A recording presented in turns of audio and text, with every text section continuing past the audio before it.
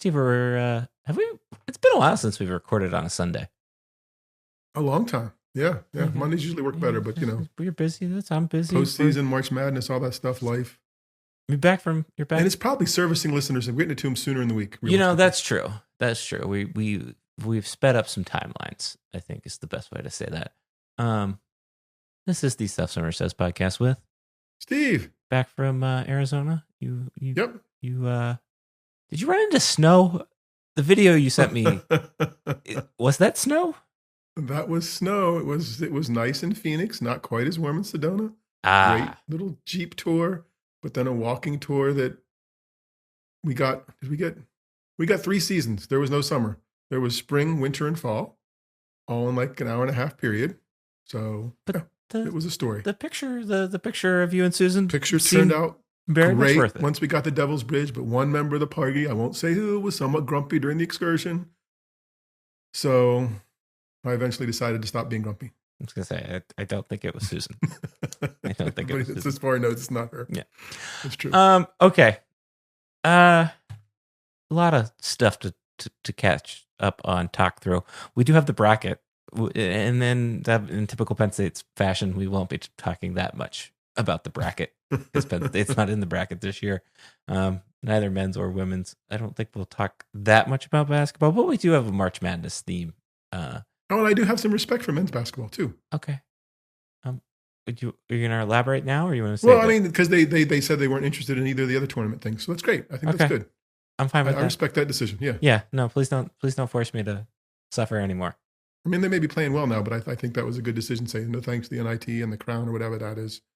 Thanks, but no thanks is a good thing. There's one dance. That's all that matters. Okay. But we do have some other stuff going on, including but not limited to wrestling talk, hockey talk, which is just keep on plugging along on those. And then we are going to unveil our list of finalists for the first ever PSSHOF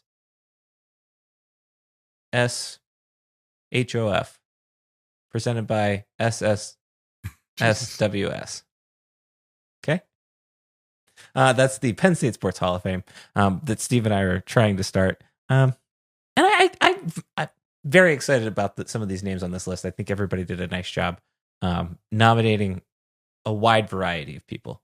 I think would be it's a good group of nominees. Yeah. Okay. Let's talk about Penn State hockey. You listened to the game. I watched the game and listened to the game. I think in some ways, I think they ran out a little bit of gas. I think they've kind of had a long 3 months now. That just a little bit of the energy kind of died out, particularly in the first period. I don't think they were good, and then I think things got real interesting later, particularly around the high sticking goal, no goal situation. If you weren't watching, it was waved off on the ice, and then they had apparently enough video evidence to overturn it. I struggle to see it. I also think if they had called it a goal, I could have lived with them not overturning it and saying it was a goal. It was kind of that 50-50. So it was just, I didn't think there was enough evidence to support the claim. From there, Penn State then kind of takes a 3-2 lead, and then it ties back up, and pretty much losing overtime, and now not as solid, but still relatively as solid in the tournament, most likely. I think what I learned about that game in particular is how, as Brian Tripp pointed out, how evenly matched Ohio State and Penn State are. But I think, as Ben Jones pointed out, like maybe some rest is a little bit of a blessing in disguise if they're going to go make a tournament run, because I think they can, particularly just with how hot they've been. Yeah, I don't think a weekend off hurts them. I mean, one less game to play. I mean, great. It'd be great to have a Big Ten championship, but their resume is either has them in or not, right? At this point, I mean, I guess the win would have helped, but at this point, that there's probably in, and if not, it's a great story of, they did so much, and too bad it started too late. But in terms of actual on-ice performance, a little bit of a rest might be a good thing. Get healthy, get together, and not seeing it, listening to it with Brian and Eric, they seem pretty even-handed about how stuff happened. Apparently, a little bit of playoff hockey later in the game. Just whistles weren't being used.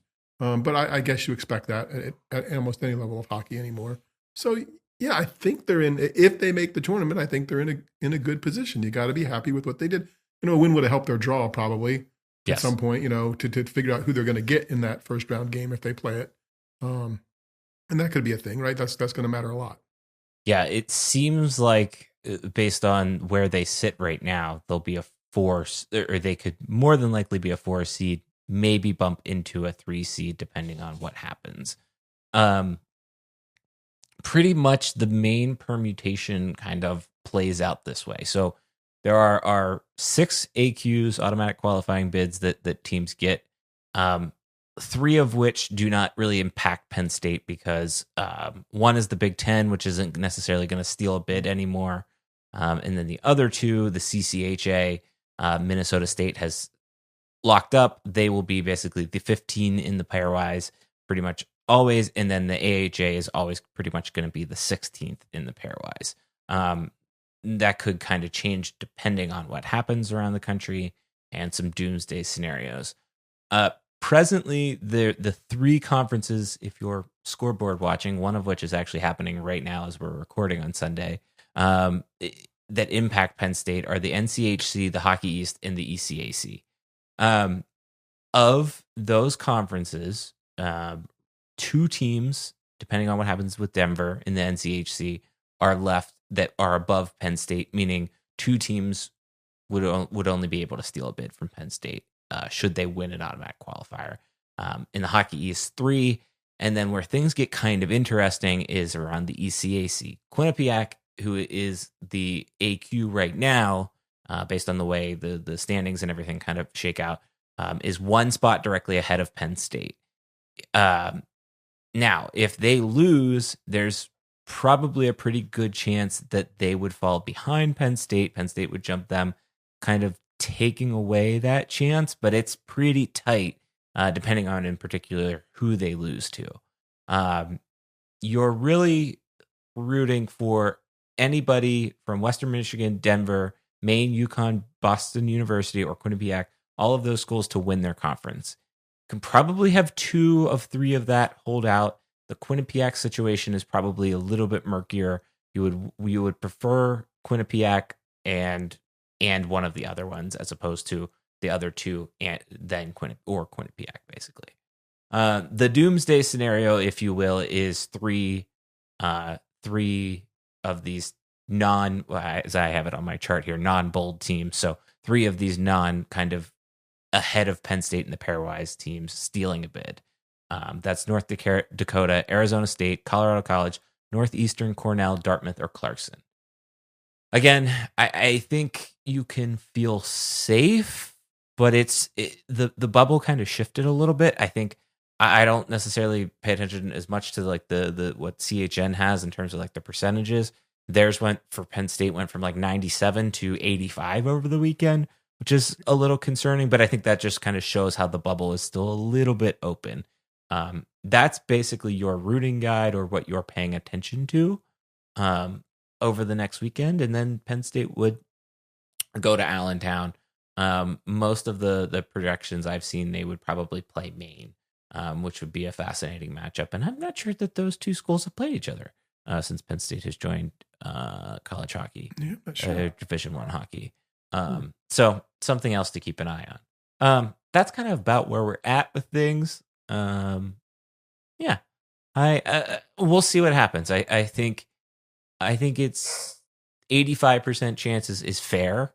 I'm probably more at a little bit of 75, just because Lord knows what could happen, particularly in 1-game playoffs, which is what everybody either will play in or is basically effectively playing in tonight with Denver and Colorado College.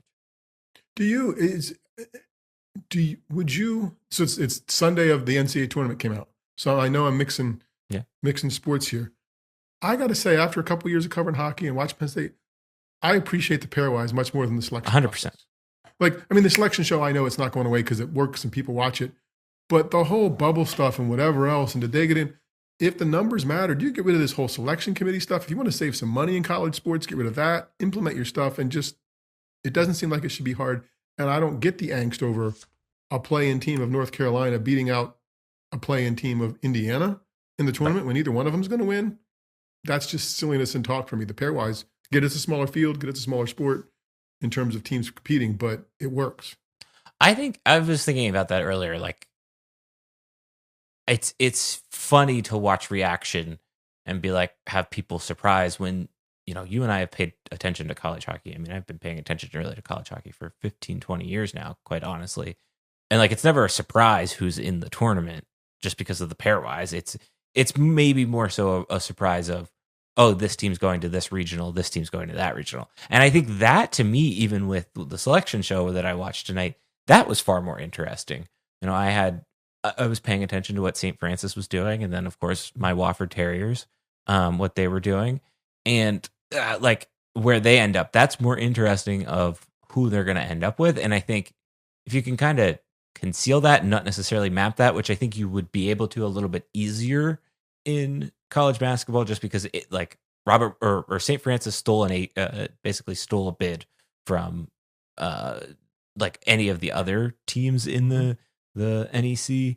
I think that's just a lot more fun and interesting. The bracketing of it, I think I would be okay if that was more of the selection show, as opposed to your point, who gets in, who isn't getting in. I think if you knew that, you could sit in and understand the logic of people that are fired up about UNC getting in right now over like West Virginia, because they made a good case. Yep. No, I agree. And it seems like the case could be more clear as opposed to whatever. It would save you the murkiness of all kinds of stuff. Yeah.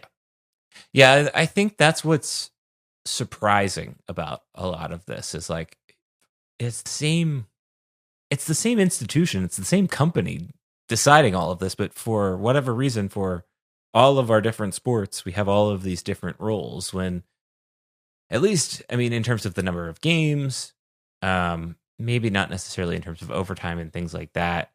But you get, with hockey, but the way they play conferences, you get a lot of data. Really in no difference than you get a home and away for Big Ten basketball. So when you're talking, quad 1 wins, quad 2 wins, quad 3 wins, Big Ten teams in basketball probably shouldn't be playing those teams, but I know they do to pad their schedule early on. It just seems like the data is there to make this a lot easier. Make that first part, the selections should be pretty clear, and then you can figure out where you're putting them, and that's might be the more fun part. Yeah. But then again, there's no debate, so then you lose that. So I still think. I mean, I was more surprised by the debate of, or was the most surprising thing to me was the Michigan being a 5 seed and Wisconsin being a 3 seed when I just watched what I just watched, so to speak. Okay, so that's about it. That's where we're at for hockey. Selection show is the following Sunday. We'll see. Like I said, you'll know pretty much Saturday what the situation is. Who's going where? I would very much enjoy a trip to Allentown, though. That's all I'm saying. Speaking of staying in the state of Pennsylvania, big wrestling weekend in the state of Pennsylvania. In the former nation's capital, Philadelphia. I was stunned when a super fan of the podcast texted us and said, "Look at the ticket prices," and then I was like, maybe I shouldn't be that stunned. I don't know what they are this week, but it was like $400 for the session 6 of to get into the session 6, which was up in the nosebleeds. I think that just kind of speaks to how passionate people are about wrestling in this state. And wrestling fans in general. I mean, when Nationals was in Pittsburgh 5 or 6 years ago, and my father's a pretty big Penn State wrestling fan, I'm like, okay, Pittsburgh's easy, small town, I can get him there, we can make this work. What are all session passes? And all sessions then were like $450 for nosebleeds, and I'm like, yeah, he's not going to enjoy that, right?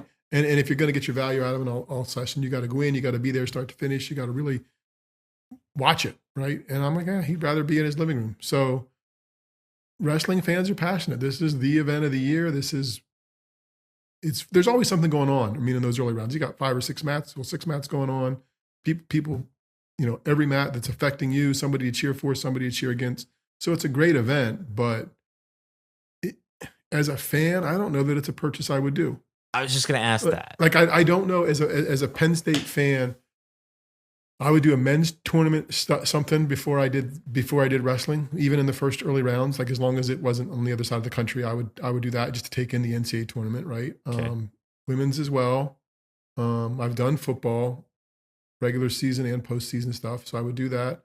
I would be hard pressed, and no disrespect to the Penn State program and how good they are. It's just it's a better consumption from home. Would you have said this 10 years ago? Because I think technology is a massive. No, it's better now. I mean, with ESPN Plus and being able to pick your mat and do stuff, it's still.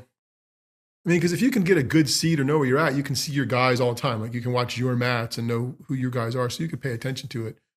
And I still think there's things that the national broadcasts struggle with in terms of current team score and what stuff means and what's going on. I think they could be better at that in terms of a ticker and what results are, because sometimes they're slow on that for wrestling, more than sometimes they're slow on that in wrestling. So, but in the arena, that's not going to be any better either unless there's an app that somebody's feeding, and then you got to have service to get that app or whoever's doing the, feeding the scores. So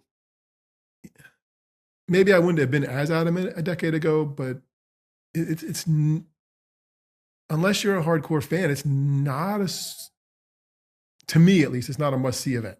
I mean, and I like wrestling. I didn't ever wrestle, but I like covering it. I like stories, like the people. I just think you really got to be locked in if you're there. You don't go there to just kind of hang out and talk to your friends. You go there to watch.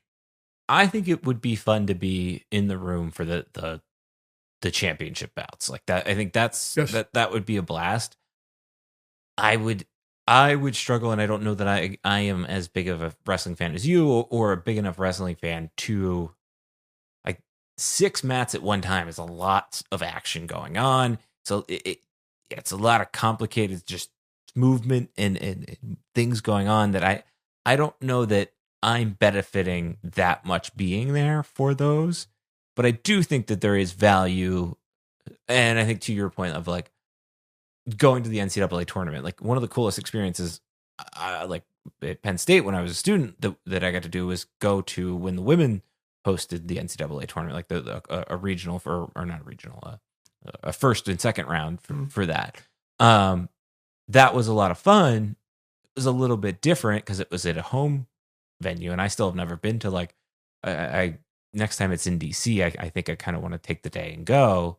But yeah, I think I agree, and I think to me the biggest difference is the technology piece, because I think that has helped. Particularly people like me that are more casual on the spectrum, did not really pay attention that much to wrestling 15 years ago, now are pretty well tuned in, or at least know what's going on, in part because Penn State is so big. But I think the other aspect is the fact that it's so much easier to consume because it's right there for me.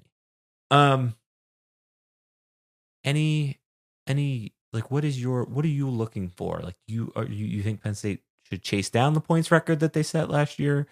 Do you think they'll get 5? Like, how many national champions do you think Penn State walks out of the weekend with? Because I think it's probably going to be 4, and I don't know who. I'm going to say 4. I don't know that it's going to be the 4 number 1 seeds, but I think 4 is fine.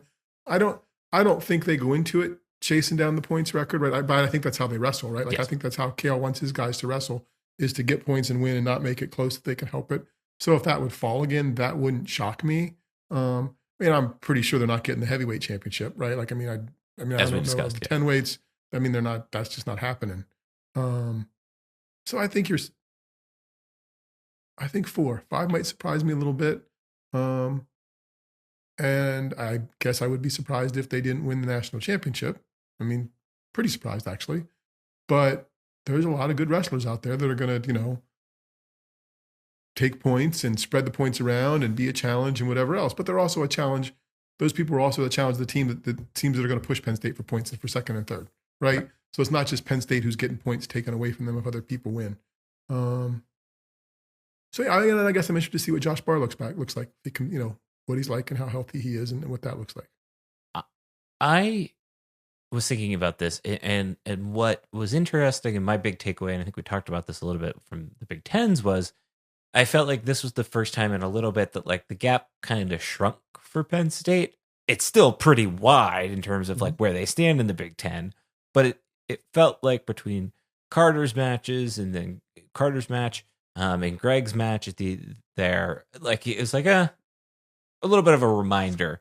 Now I do also wonder like how, not saying that they are, but like how seriously they take Big Tens compared to like the big show. And I think even in some of their language in terms of the conversation, you look at what Carter said after after his Big Ten match.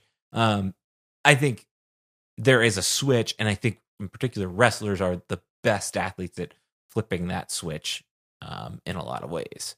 So I think I think 4 is where I'm at. I think they might get. I think they'll get 5 in. I think is probably into the championship, but I think 4 is what they'll end up with. I don't think that they will break the points record just because, based off of what I've said, I feel like the gap this season just not as quite as dominant, and maybe that's only because there's only one wrestler that's like really excited me this year, which is Carter, whereas last year it was Carter and Aaron, and I think that's big. I think the other thing that's interesting is like there's no really like last year there was the big seeding storyline because of Carter's injury. I think it was Big Tens, and now this year there is like no seeding storylines pretty much whatsoever. No, and I don't know that there's. I agree with the flipping the switch thing. I mean, I don't think anybody's going through the motions of Big Tens, but if Big Tens mattered as much as Nationals did, they'd have a few more Big Ten championships. It feels like, you know what I mean? Not to diminish the competition or whatever else. And you're wrestling people you've seen 2 and 3 and 4 times in your career. So no, I'm excited to see what they do. My expectation. I mean, not that it's my ability, my need to foist that upon them, but my expectation would be that they're probably going to perform well and win. Being in Philly should be fun. So yeah, I'm looking forward to seeing what happens. Good. Yeah, I think that sums us up nicely. Just trying to. Now I'm just thinking about like what my plan of attack for in terms of streaming devices is going to be for Thursday, Friday, and Saturday. Yeah, I don't know. I haven't thought that far yet, and I probably need to figure out if I'm going to, because again, we went a little Amish without YouTube TV, so I don't have my ESPN to figure that out. I mean, it's going to be Jeff, and I'll miss and again, I guess it's just something I was going to talk about anyway. I'm going to miss my favorite part if I don't have something, is those mat side interviews we get later in the tournament, like that we just have to do because we're going to get something good out of them. And I think they get one gem a year, and that's what enough to make them think, oh, we got to keep doing this, talking to sweaty, tired guys because we think they're going to give us something. And every once in a while they do, and that's enough to keep them like, okay, let's keep doing this again, even though 6 out of 10 of them are just awful, 2 out of 10 are okay, and maybe the other 2 are somewhat revealing. It appears that we have reached the Sports March Madness section of today's podcast. Steve, is that one thing that makes you mad about sports media? Yeah, that's probably the top one, honestly. As I think about it, like as I think maybe it's recency bias. I'm trying to think what else. Is that wrestling in particular? I think they work okay in hockey because I knew they were in hockey and here's why, because they got 15 minutes, they're between periods, and I knew of hockey between periods interviews growing up, right? When I saw the Rangers out of New York on Channel 9 years ago, that was the only sport where they were doing that. Like hockey was the sport that did that kind of stuff during the games. Otherwise, it was halftime coaches and stuff in college football, and maybe the pros a little bit, but not much. But yeah. Really? Yeah. I'm surprised by this because my point. Maybe you remind me of something else. Go ahead. My point was going to be, in fact, I think I read an article about this on Awful Announcing, but Pat McAfee called it out, and while I'm finding myself tuning in less and less there, I did agree with his point. Like, as a hockey fan, I feel like a lot of the in-period interviews have just become completely repetitive. You could get an AI chatbot to basically do it and what they're going to say, to a point that I don't know that it's adding that much value to me, the viewer. I would much rather more detailed breakdowns, for example, or more in-depth conversations about analytics, things like that, to fulfill those. What has been really bothering me, in particular with ESPN and TNT, but I think in general on the national games, is the in-game coaching interviews that we are just kind of like seeing more often at commercial breaks, but they also take up during the game. You're not getting much from them. I just don't feel like you're getting anything from them. Yeah, we're not. And I don't know as a consumer what value add that is for me. So that would be my 1A of mad things that make me mad this March. Yeah, I think you're right. And I don't know whose idea they are, right? Like, these are ESPN or sports production companies who somewhere they sit around the table where they exchange emails, they do a Zoom call, like, you know what would be good? A coach interview during the game, because he'll say something. They all know, because of their background and having covered sports for years, that they're not going to say a darn thing. The only news that would come out of it is if the coach, he or she, whatever sport, decided not to do it, even though it's now in their contracts and they know after the first period it's this and after the third period it's this, or at halftime it's this. It's all spelled out. They're told what they're doing. But they give two cliches. They do, and no disrespect to the reporters. There's just, you can't get anything out of those things. I mean, it's just very hard. Yeah. No matter what people we've said, we've had people talk about it before. Oh, we try to get them to think about this and what I want to know as a fan. They're just not in the mood to even be thoughtful or even be fun with it. And I guess what pushes me over the top, what adds an extra level of madness for the wrestling guys, is it coaches aren't out of breath and tired and huffing and puffing and whatever else and taking their headgear off and half on their head or pulling their singlet down and talking. Like they literally just competed. Literally, there's not even a little bit of time for them to cool off. And not they're going to say anything bad, but they're not going to say anything good either because their headspace isn't there. But Bo Nickel says one time, I know, I'm at Penn State. That's what we do, grr, right? And people think they're great. He was a needle in a haystack between end of a match interview. That's fair. Yeah, no, that's fair. I mean, I will say there's been a couple of great shots, but I don't know that they're interviews of, particularly after national championship bouts, of wrestlers going up in the stands and hugging family. And I think that's great, but that's not an interview. That's like, but sometimes they're chasing them down with the mic while they're doing that. Yeah. Hey, what are you talking? Who are you talking to? Let them alone. Let them have the moment, and then let's talk to them. Okay. I don't feel like I'm missing anything as a viewer or fan that I didn't know he's talking. And if you want to tell me he's talking to his mom, Heather, and his dad, John, who's an electrician, and mom's this, and they traveled here and took off work. Okay. And they've been on the road. Then I'm getting a little bit. And then when I talk to them, hey, what's that like? Hey, did you ever win a state tournament, have to do that? Give me something. You don't have to hurry to serve me because you are the rights holder. You have the stuff. You can show me the best stuff. Quicker isn't better. Better is better. So find a way to make your exclusivity work to your advantage. Okay. That's fair. Other thing that's making me mad right now, and I think this is very March Madness themed, is I know this is like the lazy take. I really don't care about your bracket. I don't necessarily really care about how your bracket is doing, and I don't care about how your fantasy team is doing. And I think the new one, most of all, I do not care about your parlays and if they are or aren't hitting. Like I just don't.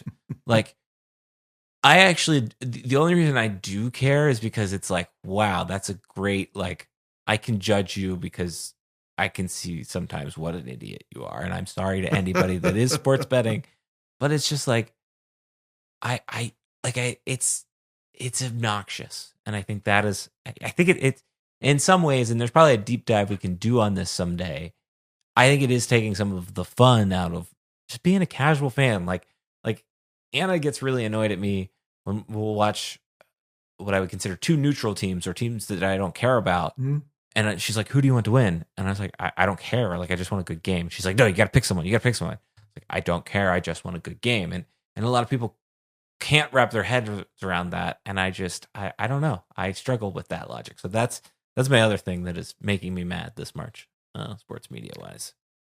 That's right. And they've done, I mean, the betting stuff is all out there. The shows are out there. There's all those kinds of ways. And I guess I'm probably mad at myself for not knowing how it works better, right? Because that's just not where I live, right? I live in wins and losses. Like if you gave me a sheet and said and point spreads, but man, you start giving me the other percentage and stuff I'm supposed to know. It doesn't make just. Can I pick a winner? Can I watch or just not? Whatever. So point spreads have become valuable to me in the sense that, like, when we talk about football and it's like, okay, like Penn State is a 14-point favorite this weekend against this team. That to me is the clearest indicator that I can still wrap my head around that shows how good or better Penn State is against a team. But also I can sense that as a fan. I think there are probably and definitely other ways to explore and understand that, though, that just aren't as socialized or televised. And part of that is just because that's how big betting has gotten. Anything else making you mad this March? No. I mean, I haven't seen enough spring training ball. I don't know if I need to be angry about umps or non-umps, right? And the computers. So we'll see how that develops. I mean, like I said, I don't know that I think it'll be more efficient and work. And again, I got to learn. I am 2 decades behind in baseball stats. Like the back of the baseball cards I used to had like, batting average, home runs, and RBIs. I'm still, unfortunately, those are my formative years. That other stuff that really does matter, I'm like, okay, which one is that again? Why do I need to know about that? So but that's mad at myself kind of stuff. So no, I think media-wise, it'll be the interviews this weekend for wrestling. And I think that's it. Because I don't get as hot about baseball stuff and whatever else they can screw up broadcast-wise.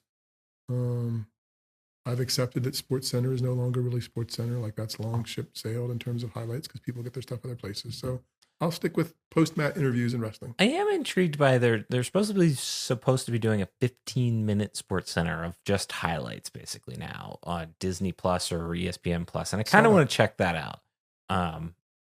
Yeah, I think that's. But yeah, no, okay, all right.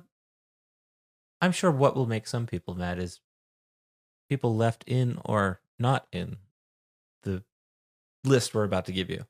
The nominees for the inaugural Penn State Sports Hall of Fame. Yes. We, as you mentioned, or I mentioned, decided to try to create a Penn State Sports Hall of Fame. It will live on the website. We asked you to name up to 10 people that you think that should be in this. And you gave us a lot of names, a ton of names. So much so that we actually had to expand the balloting process a little bit. So we initially set it at 30, and then I was like, well, and I think we got it down to 41, just based on some ties and things like that. Look at us being inclusive. Are we allowed to do that? Yeah. Okay. That's our rules. Okay. We're gonna follow these rules, however, in general. From this list of 41, we will give you, or you will be able to vote up to 15 people. And you can vote. I think I'm going to make it as you can vote as many times as you want to. However, we will cap it in terms of the number of football people at 6. So there will be 6 representatives from football, 9 representatives from non-football, but you don't have to vote that way. If you want to vote all football, because I think there are 15 people football-wise here, you can. If you want to do 15 people that are non-football, you can as well. And it should caveat that we assume that the top 15 people include 6 football people. We could have 5 football people. The inaugural class will be 15 no matter what. Yeah, we could have 5 people that are football and 10 that are non-football, right. For example.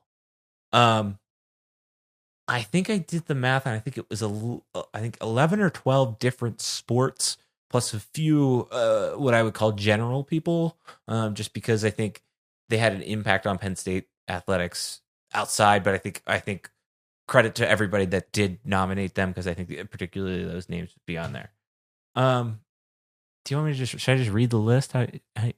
Sure, go ahead. Here's the list of names. Drum roll. There you go. It's 41 names. So we've got Ali Krieger, Alyssa Nair. Oh, these are alphabetical order by first name because I have them in a Google spreadsheet, and that's the easiest way that Google can support that. So Ali Krieger, Alyssa Nair, Barney Ewell, Blair Thomas, Bo Nickel. Got to make the column wider on this one. Candice Finn Rocha, Jar Moret, Krista Harmoto, Kurt Warner, David Taylor, Ed Ruth, Fran Fisher, Franco Harris, Gene Whetstone, Harry Groves, Horace Ashtonfelter, Jack Ham, Jesse Arnold, Joe Batista, Joe Paterno, John Capoletti, Kelly Mazzani, Kerry Collins, Kerry McCoy, Kajana Carter, LeVar Arrington, Levi Lamb, Megan Hodge, Micah Hancock, Micah Parsons, Nicole Fawcett, Paul Pazlesny, Raquel Rodriguez, Russ Rose, Saquon Barkley, Shane Conlon, Susie McConnell-Serio, Taylor Battle, Todd Blackledge, Wally Triplett, and Zane Rutherford. So that is, I'm very impressed at the. Good on you. It's a great nomination list. Everybody that submitted stuff, those are probably the right names to be at this level. Yes. The next 15 will be interesting. I think what I think was interesting is like the fact that this wasn't like nobody submitted a list that was 10 football people. Like there were always a list of other non-football sports. And I think that's very impressive. And I think the age range, I don't know if that's the proper term. Maybe the breadth of ages or years that we've got here. You've got Levi Lamb, you've got Horace Ashtonfelter, Jesse Arnold, some of those people from all the way back then, but then you have more recent people.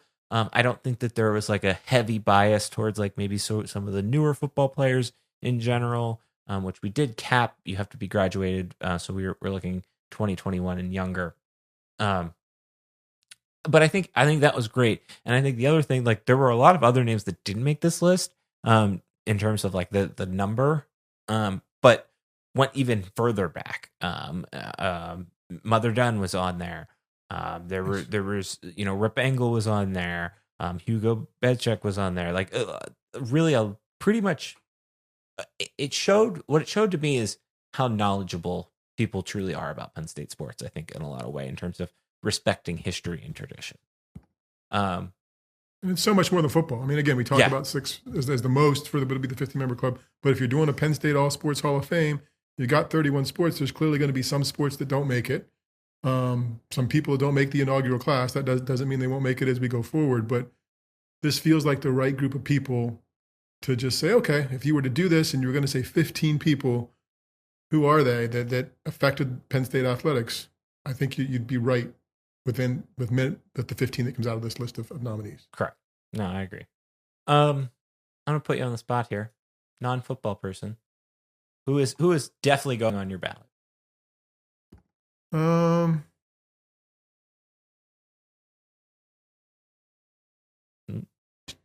Because Penn State gymnastics was, the place, and he was foundational for that way.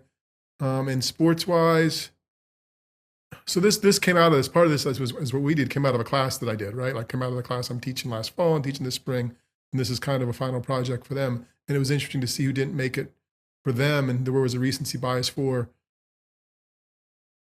I think for me, another one that you said non-football though. Yes.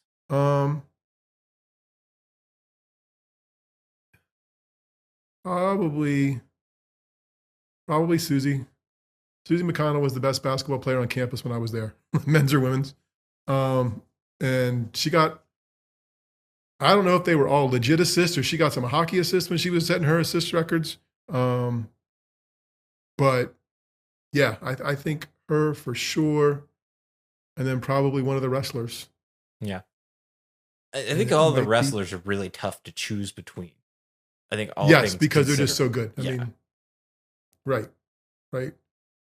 So maybe for me it's David. And like that's what's tough about it. Like it's like writing it right below because of the way it's alphabetized. Ed Ruth is right there with David Taylor, and I think that's very fair. And I think Zane is right there in terms of performance. I think Susie McConnell was the name that probably first stuck out when of non-football people on this list. And I'll be honest, I think the other one is Kelly Mazzani. I think Kelly Mazzani deserves to be in on the first ballot, in my opinion, just because she was probably the first in my era, so to speak, of great. Like she made me a Lady Lions fan, right? Like that was Like those teams in the early 2000s. Well, they were filling the arena, right? Like in terms of what it did for the program and what it did for this, they were filling the arena when she was playing. They made the Final Four. Susan Robinson not on the list, which is interesting. Like, I mean, it did. Nominated. She listens to the podcast. So Susan, if you've gotten this far, feel free to grumble. But no, it's a fun list, and hopefully people have fun as they look through all the 40-some people and pick their ones they're voting for in the final group, because I don't think there's much recency bias here. I mean, we cut out the 4 years. I guess the one for me that surprises me, doesn't surprise me, but Saquon's on there, right? Like, and it was funny. My students had Saquon right away, and I'm like, okay, yes, but if you made a Mount Rushmore of Penn State running back, you realize there was a Heisman Trophy winner, right? You realize there were, so it's not that clear. That one feels, but he's probably going to make it, and for lots of good reasons. Well, I don't know. Like, I mean, the running back situation at Penn State through the years, if you pick, it's pretty solid. You froze me on that. That's a tough one. Because I think it would be, I think I think he's going to make, I mean, I guess I'd be surprised if he didn't, but I guess I wouldn't shock if he, because this millennium. Okay. Better but than, he's got, I think he was a reason. One of the 6 best football, what we're saying is one of the 6 best Penn State football players of all time. Well, no, we're not saying that. But up to the 6, no, not. And I don't know if we have 5 people better than him I assume we have 5 people better than him. I'm looking at the list. It's tight. It's close. It's going to be fun. It's going to be fun. So voting will open tomorrow, which will be the 17th, St. Patrick's Day. You'll have until the 31st, I believe. You can vote, like I said, up to as many times as you want to. But do that on the website. And that's about it. All right. Nice. Thanks to everybody that nominated. Really appreciate it. It was, like I said, very, very impressed by the breadth of names on this list. That was cool. This week's Old Guy, Young Guy. Tell your friends to vote. Go ahead. Go. Old Guy, Young Guy. Is Steve a go to the restaurant person or a takeout person? I think I go to the restaurant person. Yeah, we were gonna was talking initially about picking something up after the stupid hike when we were soaked to the bone and whatever else, and eventually decided no, I'd just clean up and go. So I think go. Like yes. Yeah, I feel like that checks out for what I know. Like, I think that's also part of your location. You're not necessarily like close to the main drag, so to speak. By the time you get the food back, it might be cold. Right. I mean, and if we're going to go out for dinner, we're going to go someplace that the food's good and we're going for the atmosphere and we kind of want to hang out together and just do it, right? Okay. I mean, I'm going to take a pizza out, but I'm not, if I'm going to go someplace, I want to go and I want to go and hang out with Susan and enjoy the company and enjoy the atmosphere and hopefully show up on the right night when we pick the band's playing, which I've been wrong about before. Okay. And, ask the waitress, I see these 2 things. Which one's really better? Come on, tell me which one, because I got to decide here, right? And, have that interaction. That's always fun too. See, we are the opposite. We are take it to go. It is really raining out. Sorry. Yeah, we had heavy winds and storms. Yeah, no, Why? So you don't want to just go and relax? You got to come home for the dogs, I guess, sort of. Yeah, it's just too stressful. It's just stressful. I don't know. It's stressful. You gotta wait to get a table sometimes, and then I just rather eat my own. So let me ask you this: in terms of takeout, right? How does that? And it seems like this has changed in the past decade or so. But the takeout or the pickup window, or maybe you're doing DoorDash, I don't know. Expect some sort of a tip, right? Like, so there's no service there besides them putting it in the bag. So how do you treat that? 20% always in person if I'm sitting down at a table. Right. Usually 18% on if I'm just grabbing and going, just because there's only a 2% difference between someone busting their backside and bringing stuff to the table and talking to you face to face. I don't want to throw it in a bag and hand it to 15% is like cheap, though. I don't know. No offense to anybody that tips 15%, but that's just where I'm at with it. Okay. That's probably another thing for me. Like, I don't want to have to do the math, so it's just easier to go in person and then just do the math and know that I'm, It does vary, though. Like, if I go to a place that is serving me foods, but like if I go to Dunkin' or like Starbucks, like then it's just like $1 extra. Like I'll just tip $1 type thing. Okay. Yeah. Okay. No. That's about where I'm at with it. Are the takeouts?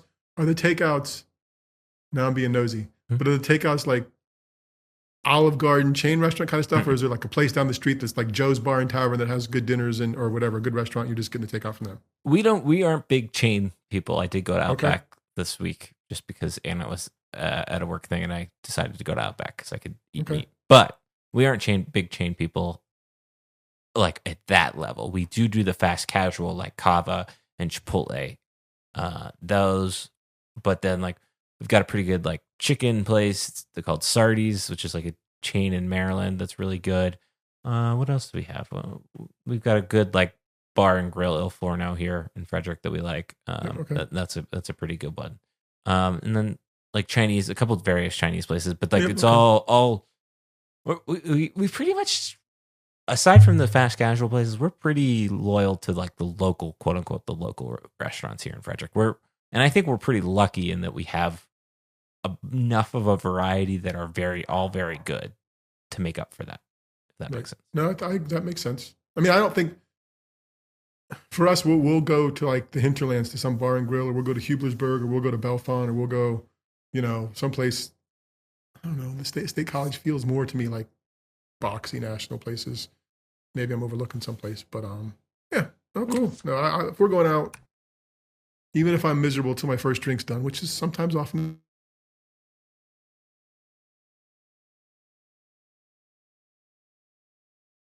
I think I lost Steve. I think he froze. There he is. Oh, is he back? Yeah, we lost little storm stuff. You said first drink. That was what we heard. Yeah, usually going out is better than staying in and I am self-aware enough to know that when we go out, perhaps sometimes if I'm impatient or we got to wait or we didn't do a reservation, might take. He froze again. He's having. There he is. Oh, all right. We heard. Let's just admit, if you're going to go out with me, you got to put up with the drink one time, and then it'll be good. There you go. Ins and out from the storm. We're going to do this quick. Website's called stuffsummersays.com. On that website, there's a section called With Steve. I've got an email. It's Darian at stuffsummersays.com. Steve's got an email. It's Steve at stuffsummersays.com. Last thing is we're on the internet at stuffsummersays. Steve's at Steve Samsel, and vote for the Hall of Fame. There we go. See, we did that fast. Like, I don't think he's frozen anymore, but we're getting out of here. Get out of here. It's our hook. Exactly. Goodbye.